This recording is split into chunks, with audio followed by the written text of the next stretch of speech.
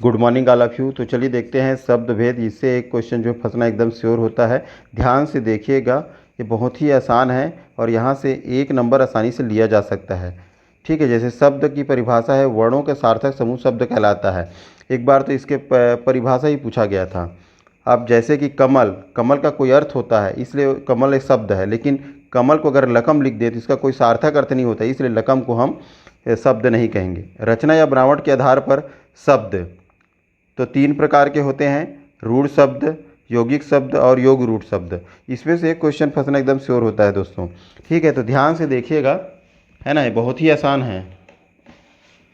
तो रूढ़ शब्द, रूढ़ शब्द जिन शब्दों के सार्थक जो है खंड ना हो सके और जो अन्य जो है शब्दों के मेल से ना बने हों, उन्हें रूढ़ शब्द कहते हैं।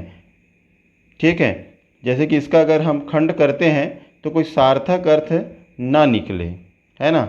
जैसे कि इसमें एग्जाम्पल में है चावल, चावल में चाव, चा धन वल, चा का कोई अर्थ नहीं है, वल का कोई अर्थ नहीं है। चाव धन ल अगर करें तो चाव और ल का कोई अर्थ नहीं है, इसलिए इसके कोई सार्थक खंड नहीं होंगे। अतः चावल शब्द जो है रूढ़ शब्द होगा।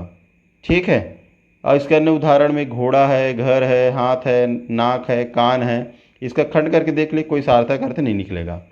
यौगिक, यौगिक शब्द जो है किसे कहेंगे? तो यौगिक का अर्थ होता है योग अर्थात मेल से बना हुआ, जो शब्द 2 या 2 से जो है अधिक शब्दों से मिलकर बनता है या रूढ़ शब्द से मिलकर बनता है, उसे यौगिक शब्द कहते हैं। जैसे कि विज्ञान, वि धन ज्ञान, तो यहाँ पर वि और ज्ञान का अर्थ है, इसलिए विज्ञान है, सार्थक खंड है। सामाजिक में समाज और एक, राजपुत्र में राज और जो है पुत्र, तो इनका सार्थक खंड है, इसका अर्थ जो है निकल रहा है, इसलिए इसको हम यौगिक शब्द कहेंगे।